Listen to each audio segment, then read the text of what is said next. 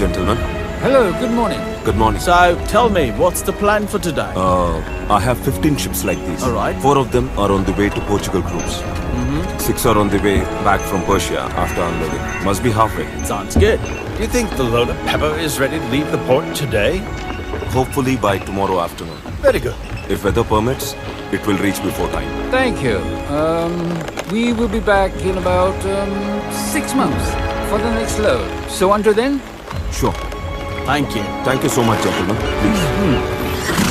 Well, things are very nice. Yes. Thank you. You're welcome. thank you. Get in.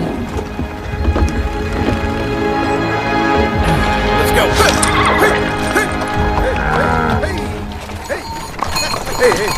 Hey.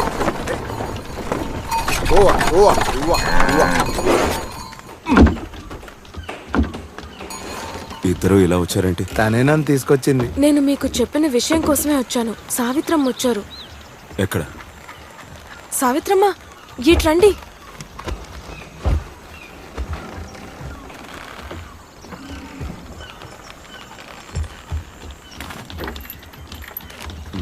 ఎవరైనా ఆవిడ్ని చూస్తారేమోనని చాలా భయపడుతున్నారు.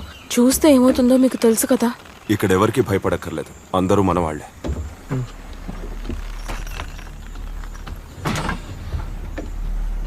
నాకు మీరు ఎలాగైనా ఈ సహాయం చేయాలి.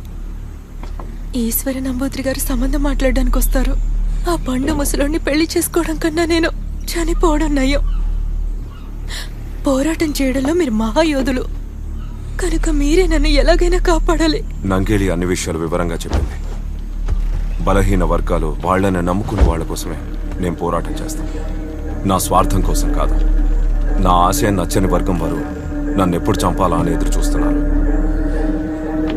మీలాంటి ఉన్నత వర్గానికి చెందిన అమ్మాయి సమస్యల్లో నేను తలదూరిస్తే నా మీద నమ్మకం పెట్టుకున్న మహారాజు గారికి నేను విరోధినవుతాను.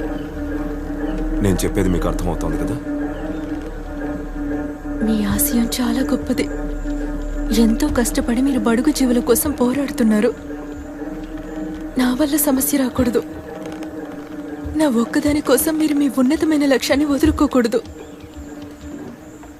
తప్పు మాట్లాడితే క్షమించండి.